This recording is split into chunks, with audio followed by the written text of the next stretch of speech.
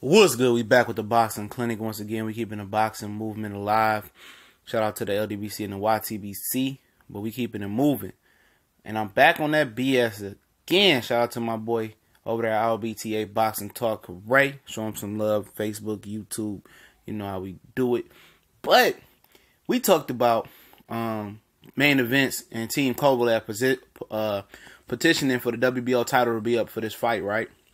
And you know, they got approved today by the WBO. They announced it on Twitter. I linked the Boxing Scene article to the description. Kovalev is rated number 2. And Shabranskyy is now rated number 10.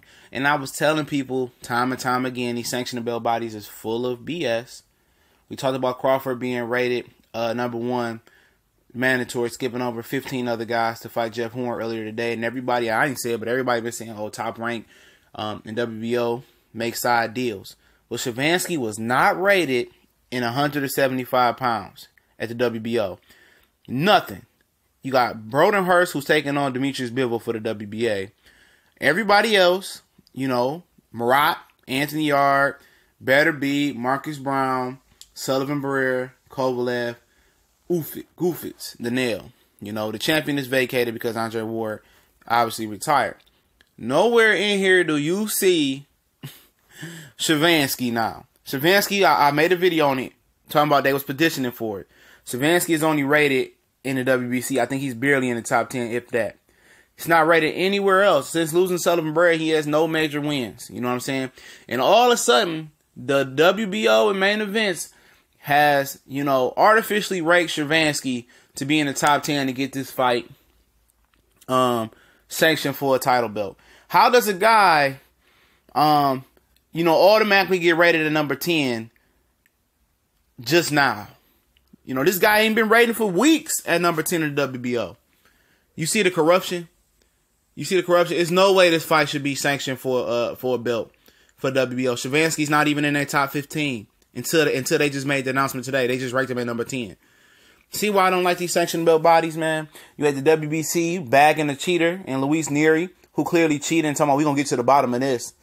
And now you got the WBO on some BS. We just need to just scrap these sanctioned belt bodies, man.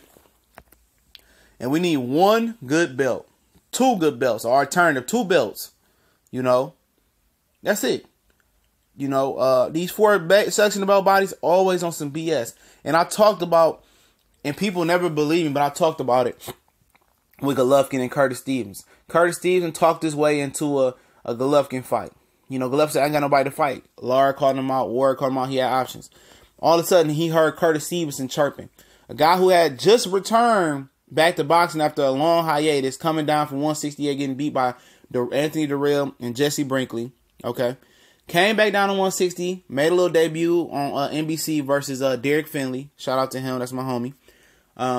You know, looked okay. Didn't get the knockout, I don't believe. And all of a sudden, he might have had a fight or two between there versus nobody. He get artificially ranked inside the top 10 of the WBA or whatever belt, you know, the WBA that Golovkin held, and it got sanctioned. He wasn't nowhere in that top 15 area. He hadn't did nothing. But you see how these sanctioned belt bodies rock. They rock Curtis Stevenson, top 15. They doing it for Shabranskyy. Obviously, they want Kovalev to be the catalyst for their belt. You know, over Goofy. And at the end of the day, you know who's shooting themselves in the foot? It's Sullivan Barrera. He played himself. Because of Sullivan Barrera, if you've seen the rankings, he was high up in the rankings. If he would have fought Sergey Kovalev, even though nobody knew Andre Ward was retiring, but if he would have fought Kovalev and took that fight, he'd be fighting for a world title right now. And he said that's the reason why he didn't fight for a world title, because the money wasn't right for main events and a world title wasn't on the line. At the end of the day, he played himself, and he better hope he's in line to fight Kovalev next, and they don't order Gufic versus Kovalev next, who is the real number 1 contender at the WBO.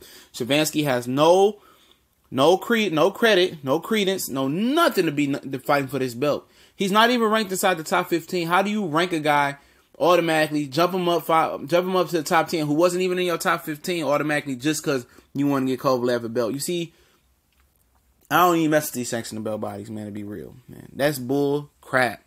Bull crap. And they do it for these Europeans all the time. Look at Demetrius Bivol.